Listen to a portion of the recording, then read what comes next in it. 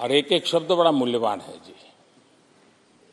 जब आप लोग कहते हैं ना कि तो अपने आप तीसरे नंबर पर जा ही जाएगा, ऐसा कहते हैं, उनको जरा समझना चाहिए। ये उन्होंने क्या कहा था?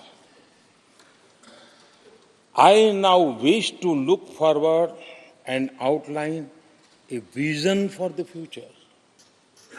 Vision for the future. पूरे ब्रह्मांड के सबसे बड़े अर्थशास्त्री बोल रहे थे। I now wish to look forward and outline a vision for the future.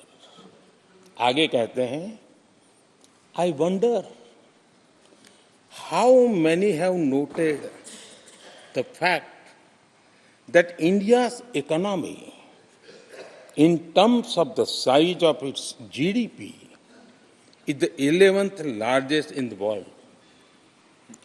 यानी 2014 में 11 नंबर पहुंचने पर क्या गौरवगान होता था।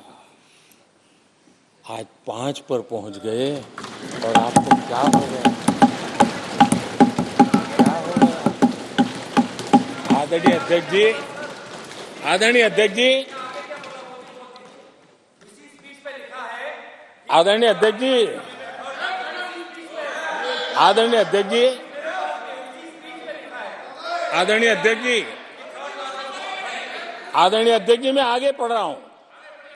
गोगोई जी, थैंक यू, आपने अच्छा कहा। मैं आगे पढ़ रहा हूं, ध्यान से सुनिए साथियों, ध्यान से सुनिए।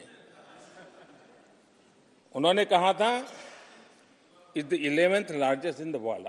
बड़ा गौरव का बात था। There are great things in the store. आगे वो कह रहे हैं there are great things in store. फिर आगे कहते हैं,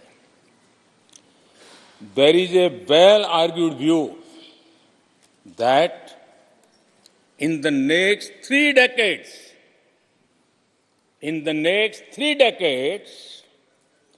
India's nominal GDP will take the country to the 3rd rank after the US and China. उस समय ये ब्रह्मांड के बड़े अर्थशास्त्री कह रहे थे कि तीसरे नंबर पर 30 साल में हम पहुंच जाएंगे।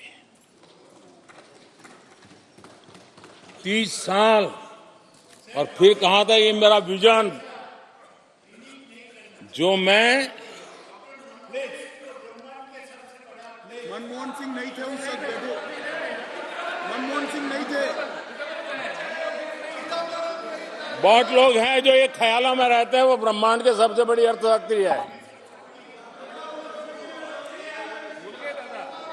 ये लोग 2014 में कह रहे हैं और विजन क्या देखते हैं? 2044 यानी 2044 तक तीसरी अर्थव्यवस्था की बात। ये इनकी सोच, ये इनकी मर्यादा। सपना भी देखने का सामर्थ्य खो चुके थे लोग।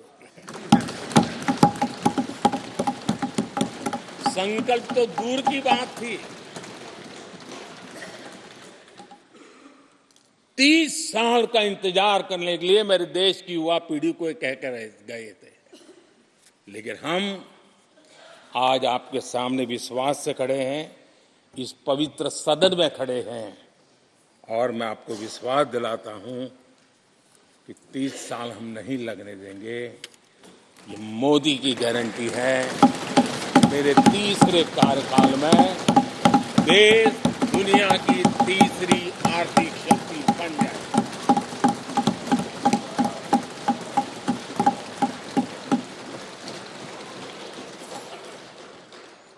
कैसे लक्ष्य रखते थे, उनकी सोच कहां तक जाती थी, दया आती है।